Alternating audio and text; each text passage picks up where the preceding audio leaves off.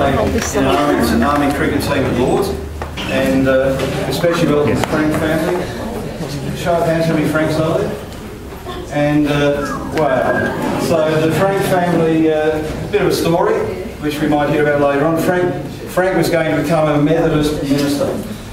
He was booked into Newington College to become a Methodist minister, and then had a change of mind. And we'll leave that for later story time later on.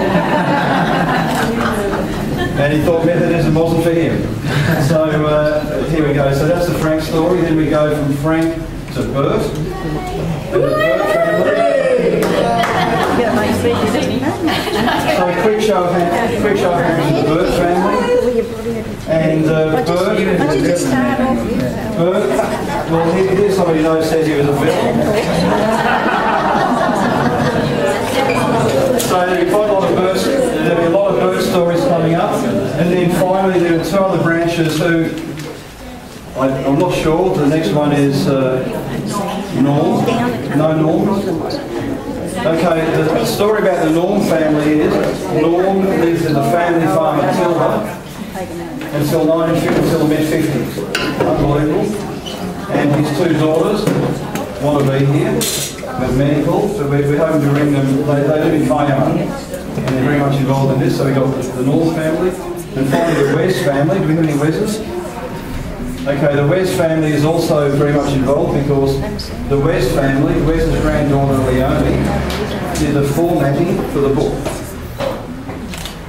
She said, the crummy old word file of yours, I can make it look better than that. And she turned this crummy old word file into this beautiful document. She had a professional designer do the cover. And so Leonie is not here, I don't think, or she may turn up, but Leonie's played a big role here in getting the book done. So before we move on, I'd like to welcome everybody here. This has been a huge team effort. I want to acknowledge we are where we are because Kay has made such a contribution. Yes.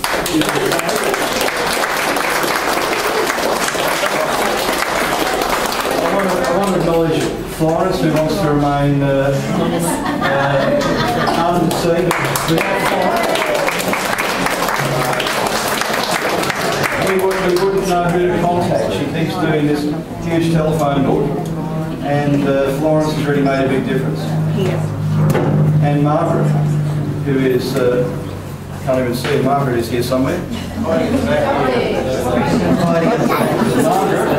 Margaret has made a huge difference as Florence's mate, and especially with contacts with the Frank family. And look at the results, with about 20 Franks here, is it, or even more. And that's partly thanks to Margaret and really keeping things moving. So tonight, look, there's a lot happening today. It's contact, and we're finishing here at 5 o'clock.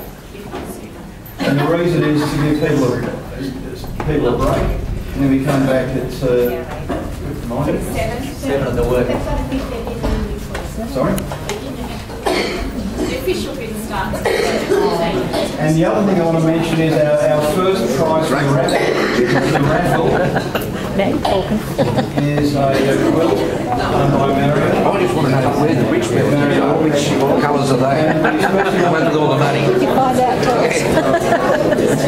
So the quilt. Is everybody paying attention? The quilt. The quilt has been made in colours, codes to match your name tags. And there are 5 pens, special pens over there for which you can sign up. There's plenty of room. The back has been deliberately done plain so that you can keep adding signatures, add in an item. And also, I tried to put in a few things like we were associated with Downlands, like Joe was reputed to have had the first car down around Tilba. And Wilf was into mechanics. There's a car from them. There's a piece of cheese. There's a pineapple. There's the organs for pineapple farmers. Oh, there's a couple of soldiers. I don't have any fabric and bullets on hand. So we move to the wrap up. Marion is wrapping up, and so is Ken Percy in a few moments, and then we finish our first session. Oh, and there's a favourite little cricketers on playing, Frank playing. So I did a bit of research on the name Latimer, and from what I can discover, the first Latimers came across with a bloke called William, who invaded England in 1066. And they're recorded in the Doubleday book. There's one called Hugo Linus Latimerus Interpreter in Hampshire in 1086, another one recorded in Essex in 1086, and another one recorded in Kent in 1087. And I wondered when William and Ellen named their son Joseph, did they name him after our ancient patriarch's favourite son, Joseph?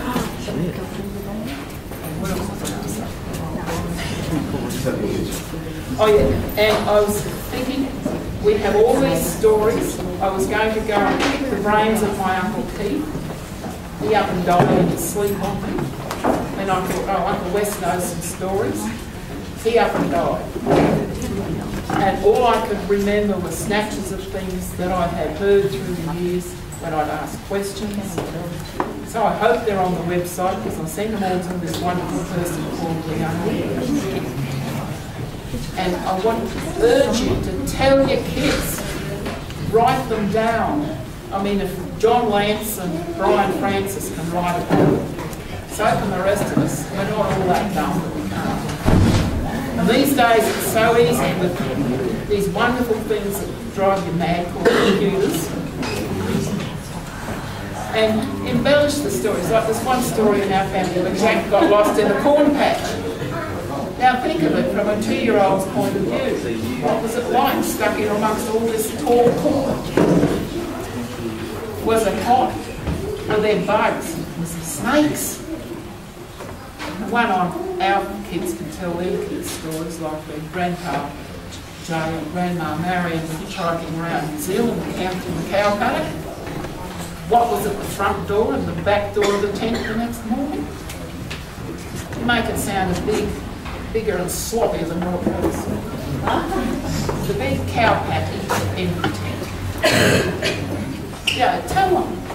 Write the stories down before you forget, because once these people go, their stories are gone forever. Wasn't it? I read the notes there.